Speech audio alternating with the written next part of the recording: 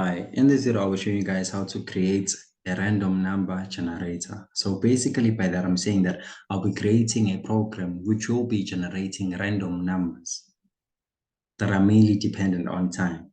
So before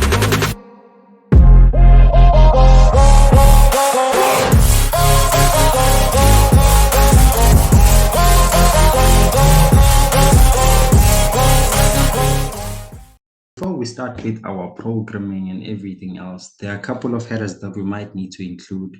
The first one is cstdlib. So this one is mainly for, it allows us to access the rand function. And we can't generate any random numbers without the rand function. And this allows us to use the rand function. The second one is ctime. So ctime, okay, your random numbers are always dependent on something. So it can either be that your random numbers are dependent on a certain number that you give to your program while it's running. So that, for example, let's say if you want a 6, you have to give your program maybe a 7 in order for it to output a 6. So in this case, our program will be dependent on time. So meaning that the random numbers that it will generate will be dependent on time. So this could be, I believe that this is the most efficient one, whereby you have your random numbers dependent on time, because time always changes rather than you having to give a random number, a number for you to get a certain output. That is not really randomizing your output, but this one makes everything completely random. Hopefully you understand that. And then, so let's get to our code. So we start by srand. So what srand does, this is very important.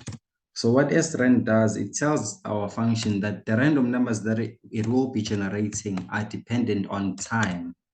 Okay, and then we have these parentheses. So what this does, it tells our function that all the random numbers that it will be generating are mainly dependent on time and nothing else. And then we'll start with a for loop, because we want to generate 10 random numbers.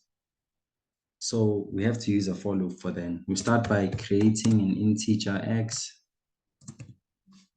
which we equate to 1, and also that we will increment while x is less than or equals to 10, and then increment. Okay, that looks right. Okay, cool. And then we go to the body of our function. This is where what we say our for loop does. Sorry, this is not a function, it's simply just a for loop. So this is where we write what our for loop actually does.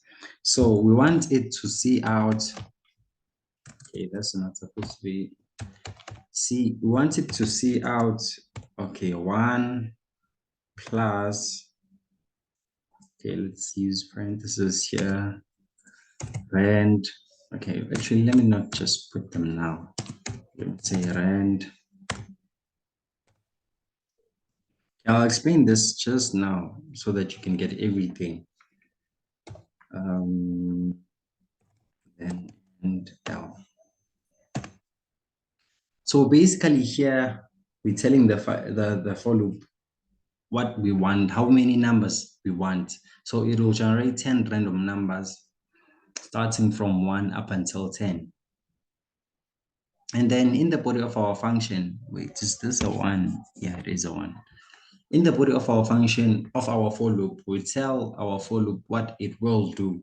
So we wanted to see out random numbers. So this is the rand function that I was talking about when explaining the stdlib header. So this is the rand that generates random numbers. So by putting this one here and this percentage and this 6 here, we're actually setting the range of our outputs random numbers. So we want the random numbers to start from 1 and not 0. So this is mainly stopping from 0 to be part of our outputs. And then using this percentage, we're saying we want numbers that are not greater than 6. So we want numbers that are less than or equals to 6. So this percentage stands for less than or equals to. So this is basically setting the range of our output. So this code can be used for a die.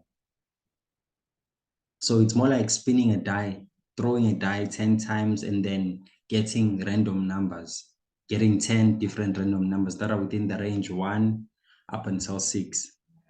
Okay, hopefully there isn't any error here. Let's run our program and see what we get.